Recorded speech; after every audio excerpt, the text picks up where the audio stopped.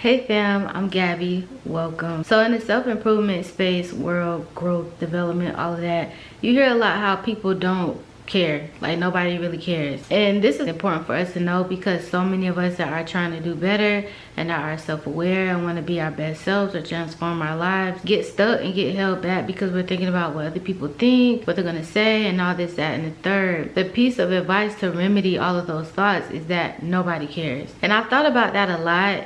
And deep down, I struggled with that because I felt like, well, I care. So if I care, there probably is somebody else that out there that cares, or there is somebody, even in an unhealthy way, that cares too much and is scrutinizing me and really paying too much attention of what I'm doing. And whether that was in my head or not, I think some of it was in my head and I think some of it was not. And I feel like that's why some of us probably do struggle with the advice that nobody cares, because there are some people who do care and who overly care, and then you don't feel as comfortable as you could feel because you feel like all eyes are on you, even if it's just one set of eyes. That person has one mouth that could go talk all type of things, so then ultimately it feels like more than just one pair of eyes is watching you.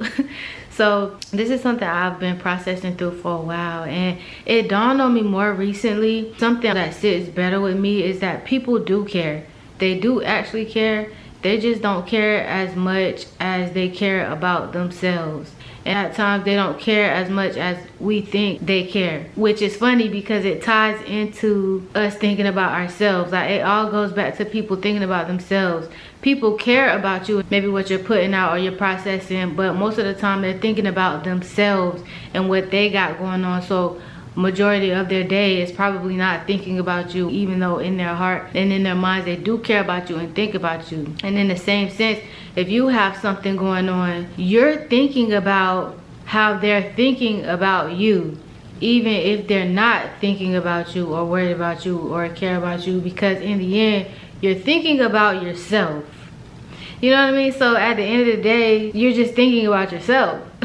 And I think that's what's so funny, because it just goes over our head how much we actually think about ourselves, to the point where we are only thinking about people thinking about us because we're thinking about what they're thinking about us. It's still a very self-centered way of thinking. And I don't necessarily think it's wrong. I think it's natural, because most of us want to be included. We want to be talked on in a positive way. We want to be thought of. We want to be cared about. So I think it's natural. But I think the point of overthinking about it and obsessing about it is the part that really gets us messed up and gets us stuck. So in order to free ourselves from the thoughts that people are watching us, people are saying things about us, and people are going to care what I say or what I do, is to understand that they really might care what you say or you do, but at the end of the day, they're not going to care more than they care about their own situation or what's going on. They live with themselves. You know, we live with ourselves. We operate our whole lives with ourselves. Everything is always going to turn back to us. And when you realize that, you can start to detach from what people may be thinking or feeling about you or what's going on. For example, if there was something that I shared on social media or that I told somebody and then I walked away or left the situation feeling like they would talk about me or they would think something about me, if they did do that, it will only be because they're relating my situation or what I did or what I said to themselves, about what they think about it, what they feel about it, what they would have done, what they would have said. You know, they still twist it in a way that's about them, which at that point it doesn't make it about me. This all sounds very confusing, but I really hope it makes sense, because this is something that I know a lot of us have problems with, and I have personally been detaching from. And what helps me a lot is, you know, doing the self-work, inner work, reading books, praying, stuff like that. But when I get around certain people, and I have conversations with them and I see how they interact with other people and they operate in daily life, it makes me realize more and more that it's not just me. Like, it's not just me that thinks people care about what I'm doing so much, and it's not just me, if they are thinking about me, that they are thinking about. A lot of people in my hometown talk about each other. They talk about each other, but then they get around each other and you would never know that they were talking about that person, because they talk like everything cool and gravy. And that's something that just happens in small towns. It happens at work, amongst big group of friends. It's just something that people do. And when you step outside of yourself and all of those things like gossip and stuff like that, you start to see it more. Gossip, I try not to indulge in that type of stuff anymore.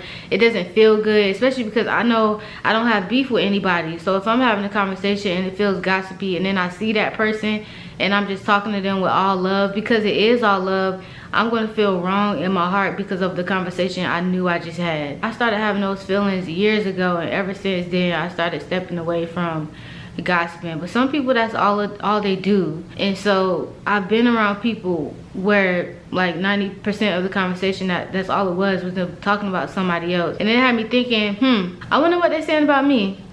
But more in an inquisitive way, not in a way that was debilitating my mind or making me nervous or stressed out about what people were saying about me. I was more curious. And then from this curiosity, I thought, you know, we can always find something to say about somebody.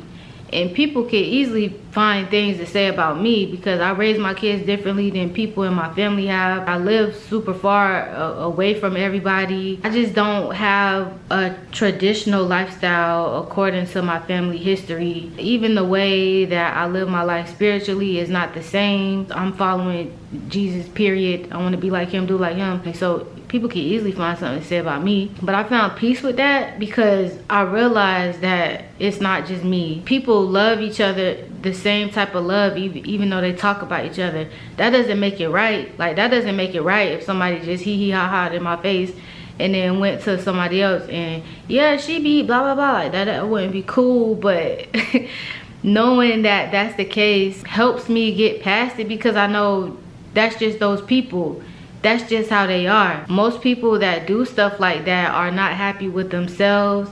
They're not happy with their own lives. And so they try to tear other people apart to try to make them feel better. And the more you start to heal and become self-aware and really live your life to be a more peaceful, God-led life, the more you can see stuff like that from other people, and it doesn't bother you so much. I come from a past of being the good girl, the one who had the good grades, the one that was quiet. So people expected certain things out of me. And like, even when I got pregnant with my first child at 23, people were like, oh, Gabby, you're having sex? Like, people were just surprised. I mean, not at 23. I had her at 23. I got pregnant at 22.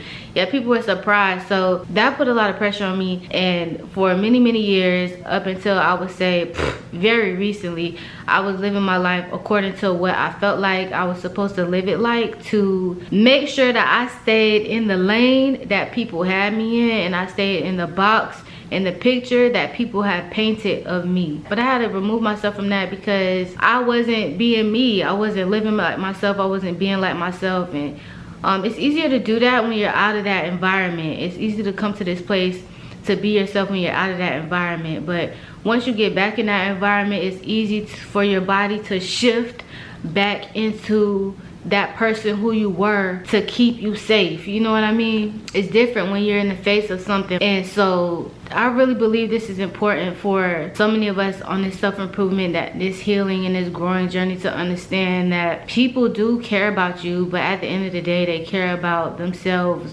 more. So even if they do talk about you in a negative way, they're not, well, some people might, but most people are not doing it because they hate you or they dislike you or they're jealous or something. They're doing it for them. So many people out here are hurting, they're faking their lives, and they're just trying to do the best they can at the level of consciousness that they're at in the time that they're living. You don't know what you don't know. So when you don't know something, you operate in your life in a way that you can understand. Some people might be doing this to you or other people and feel something from it, but don't understand why, because they haven't done the inner work, they haven't done the self-work. I've really, for a long time, up until maybe last year, thought self-awareness was something that everybody had. I thought it was something that everybody did. You know, we're with ourselves all the time. How can you not be aware of what you're doing? But I see now that for some people, they don't have it, and it's a skill that they have to acquire and something that they learn how to do. And so when you start seeing people as individual peoples that are not you, you can move past this, because most of us who do think other people are thinking about us or putting way too much energy in us that we wish they didn't, it's either because we're not happy with how we see ourselves and we're just assuming everybody else is thinking the same way about us, or we're trying to live our life in a way that we really don't want to, and so we need to make sure that we do certain things a certain way to paint the picture for somebody else. It's a prison. It's a prison that we need to free ourselves from, and recognizing that people are going to talk, whether it's good or bad, is very helpful. People are dealing with their own struggles, their own demons, their own past traumas, emotions, and it's really not personal, and we should try our best not to take it personal. And oh my gosh, I finally feel like I'm at that place, and it just feels so good. That's the main thing I'm saying. Whether it's good or bad, what people are saying about you, they're always gonna have something to form an opinion around, and you can't let that dictate how you choose to live your life and what pathway you go down, especially when God is involved and God is ordering your steps. You just have to do what you got to do despite what people think of how you look, how you sound, how you feel, how you've changed, any of that. Everything is meant to get you where you're supposed to be in life. They do care. Some people really deep down really do care about you, but many times it's the people that care about us the most who's going to say the most, because they care the most.